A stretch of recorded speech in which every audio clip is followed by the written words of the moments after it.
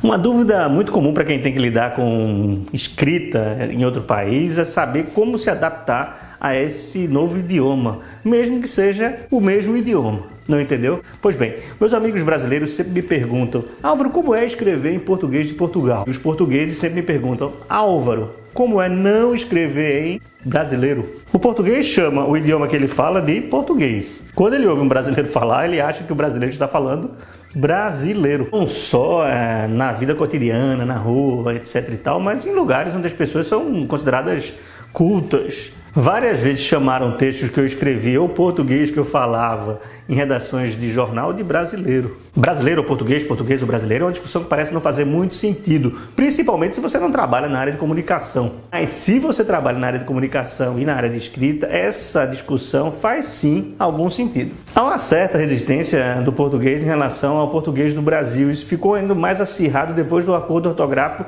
que aproximou um pouco a norma culta portuguesa do português falado do outro lado do Atlântico. Claro que você não precisa falar o português de Portugal, no caso como escritor, para acessar o mercado de Portugal. O Itamar Vieira Júnior ganhou agora o Prêmio Leão, um dos mais conceituados em língua portuguesa, escrevendo no português do Brasil, não teve problema nenhum.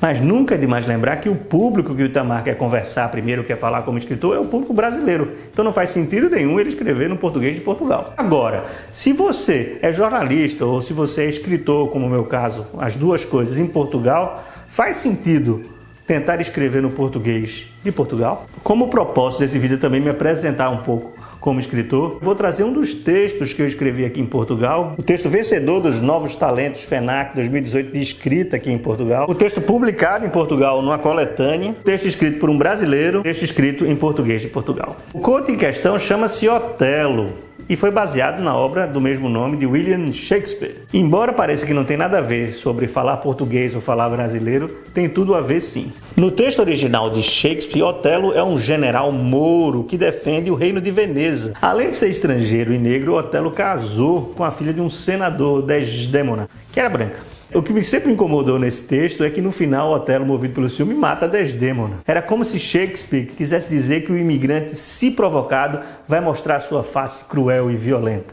Isso me levou, com perdão da ousadia, a reescrever a história de Otelo, deu uma segunda chance ao Shakespeare. No conto que venceu Novos Talentos FENAC de escrita, Otelo também é acusado de alguns crimes, mas não se sabe ao certo se esses crimes são reais ou fazem parte do imaginário de Iago.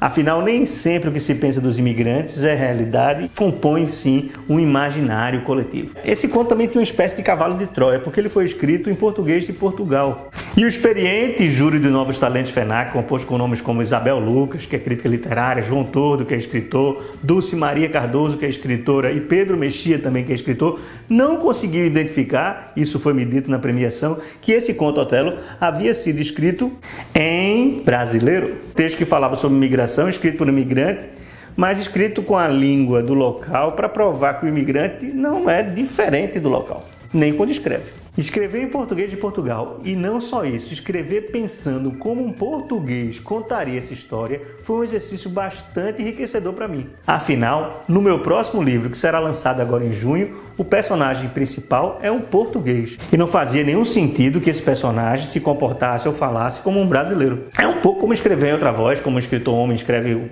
pensando como uma personagem feminina, ou ao contrário. Agora, respondendo a pergunta, como é escrever um português que não é o português brasileiro, é o português de Portugal? Bem, as diferenças entre o português do Brasil e o português de Portugal vão além de algumas palavras. Celular e telemóvel, ônibus, autocarro, trem, comboio. Para mim, o mais difícil foi reaprender a utilizar a colocação pronominal. Nisso, os portugueses são bastante zelosos. Outra coisa foi voltar a conjugar a segunda pessoa do singular. Tu podes, tu fazes, fez, e principalmente deixar de usar o gerúndio. Estou lendo, estou fazendo, estou dormindo, estou a ler, estou a fazer, estou a dormir. São pequenas alterações na fala que você escreve, mas que têm um impacto no ritmo do seu texto. O português de Portugal é um pouco mais solene, e isso levava o texto a andar num ritmo um pouco mais lento do que eu estava acostumado. O que necessariamente não é ruim, olha lá, presta atenção aí. É apenas uma nova forma de contar uma história, uma forma que é um pouco mais lenta na minha visão, mas que pode funcionar para contar determinadas histórias, melhor do que o português brasileiro. Quanto Otelo e o novo romance que sairá agora em junho, me abriram possibilidades narrativas. Eu posso agora escolher escrever no português do Brasil, um pouco mais ágil, e posso também escolher escrever no português de Portugal, um pouco mais lento, ou fazer um hibridismo então. Aos brasileiros, o meu conselho é: se a tentativa é conversar com o maior número de portugueses possível, vale a pena inserir algumas coisas do vocabulário português, algumas diferenças na terminologia, algumas maneiras diferentes de construir a frase. E aos meus amigos portugueses, por favor, vamos acabar com essa história de dizer que a gente fala brasileiro. Isso não existe. Afinal, se você entendeu esse vídeo até agora todinho, é porque eu falo tanto português quanto você.